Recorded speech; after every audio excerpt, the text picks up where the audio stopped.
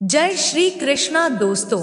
आज हम आपको श्राद्ध पक्ष की सबसे महत्वपूर्ण तिथि सर्वपितृ अमावस्या के बारे में एक अद्भुत और रोचक पौराणिक कथा सुनाने जा रहे हैं। ये वो खास दिन है जब हम अपने पितरों का तर्पण कर उनके आशीर्वाद की कामना करते हैं।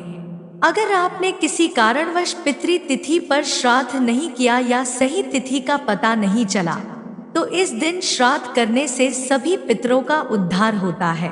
इस कथा को सुनने के बाद आप न केवल इस पवित्र तिथि के महत्व को समझेंगे, बल्कि इससे जुड़ी एक विशेष पौराणिक कथा से भी परिचित होंगे, जो सीधे आपके दिल को छू जाएगी। तो आइए इस पावन कथा को जानें और हमारे पूर्वजों की महानता का एहसास करें। प्राचीन समय की बात है। देवताओं के पितृगण, जिन्हें अग्निश्वात कहा जाता है, वे सोमपत लोक में निवास करते थे। पितरों की एक मानसी कन्या थी जिसका नाम अच्छोदा था।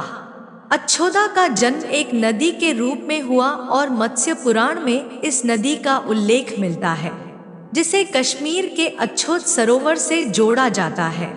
अच्छोदा ने 1000 वर्षों तक कठोर तपस्या की, जिससे प्रसन्न होकर पितृगण अग्निश्वात और बरहिष्पद अमावसु के साथ उसे वरदान देने के लिए आश्विन अमावस्या के दिन उपस्थित हुए। पितरों ने अच्छोदा से कहा, हे पुत्री, तुम्हारी तपस्या ने हमें अत्यंत प्रसन्न किया है। जो तुम्हारी इच्छा हो वह वर मांग लो। लेकिन अच्छोदा का ध्यान पितरों की बातों पर नहीं था। वह तो अमावसु की तेजस्विता और दिव्यता को निहार रही थी। पितरों ने बार बार उससे वरदान मांगने को कहा, पर अच्छोदा का मन किसी और ही दिशा में था। आखिरकार उसने कहा, हे पितरी, अगर आप सच में मुझे वरदान देना चाहते हैं तो मैं आपके साथ रमण कर आनंद प्राप्त करना चाहती हूँ। यह सुनकर पितृगण क्रोधित हो गए।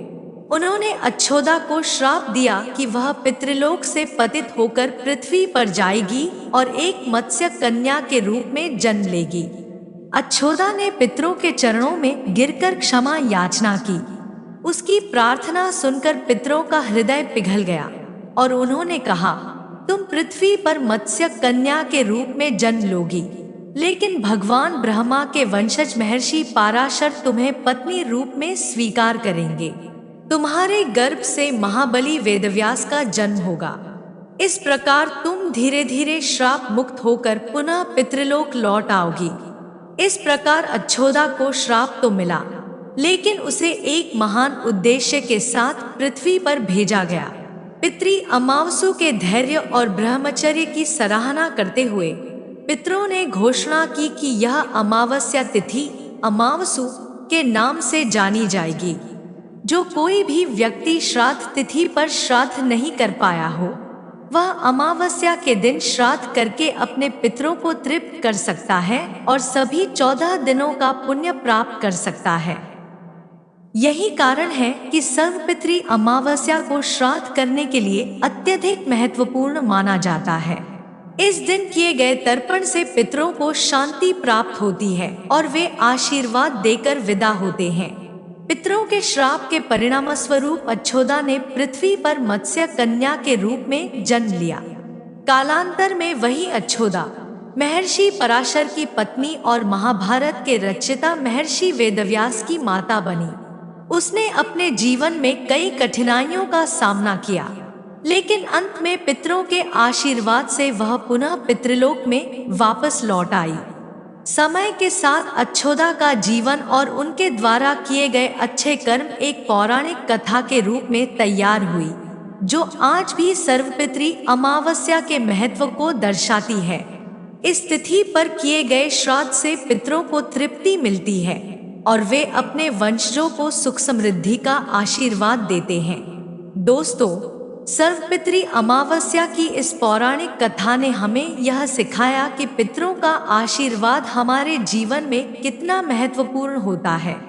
अगर आपने इस दिन अपने पितरों को तर्पण कर दिया, तो वे न केवल प्रसन्न होंगे, बल्कि आपको सुख और समृद्धि का आशीर्वाद भी देंगे।